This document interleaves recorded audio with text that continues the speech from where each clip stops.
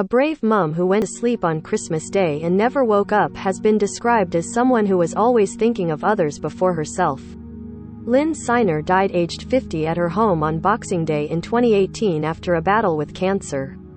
The mum, from Huyton, Merseyside, was told she had days to live in the October of that year, but her daughter Ashley believes her mum was determined to spend on last Christmas with the family, reports Liverpool Echo.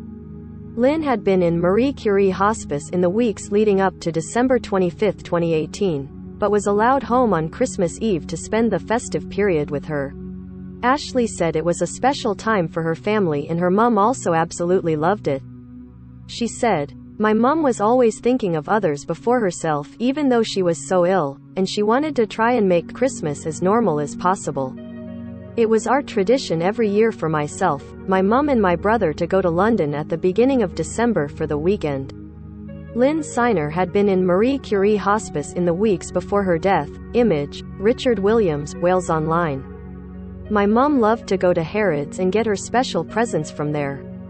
Obviously, she was too ill to go, but she still wanted me to go and get everyone's Christmas presents. She was ringing me from her bed at Marie Curie telling me what to buy from Harrods.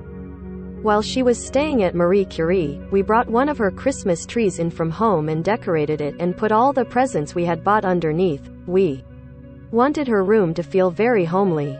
Christmas was such a special time for our family as my mum absolutely loved it and looked forward to it all year. We enjoyed the build-up, doing Christmassy things and visiting the markets. Mum was too ill to go out to the Christmas markets, but Marie Curie had a special Christmas fair in the hospice with stalls selling all types of things. All my family went along, and we really enjoyed it. It was perfect as it was all indoors, and we could easily push my mum in the wheelchair from her room and into the lift upstairs to visit the stalls." Ashley added that her mum was allowed home on Christmas Eve, which meant the family could spend the night with each other.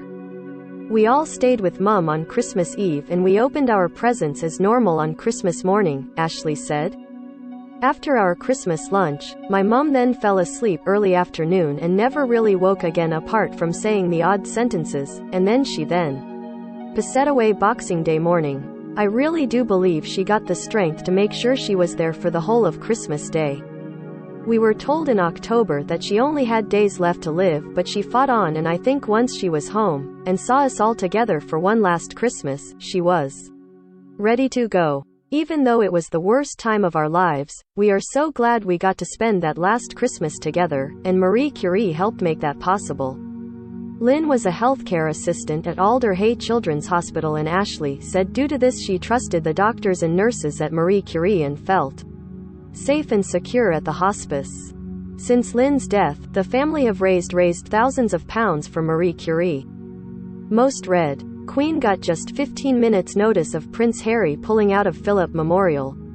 Man defeated after unknowingly scoffing Cadbury cream egg worth up to £10,000. Inside the luxury life of Putin's secret girlfriend as Ukraine goes through hell.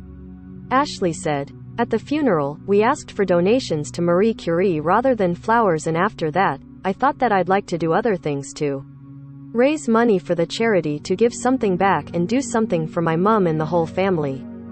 So, the first thing that we did was host charity night at a local social club with raffles, Irish bingo and entertainment.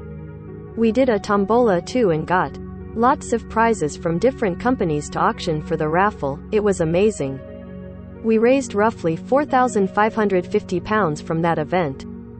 Then, when we took the money to Marie Curie and learned about the Pay for a Day fundraising challenge where we could set ourselves the goal of raising enough money to pay to run the hospice for a whole day.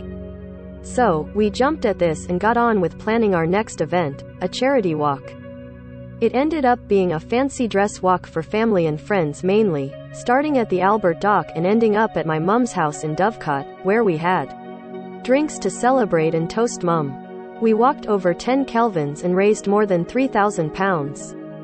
We plan on doing more fundraising for Marie Curie in the future too." Read more. Woman, 80, becomes UK's longest-serving female blood donor after giving 130 pints. Read more. Love Island's Demi Jones says life will never be the same again after cancer battle.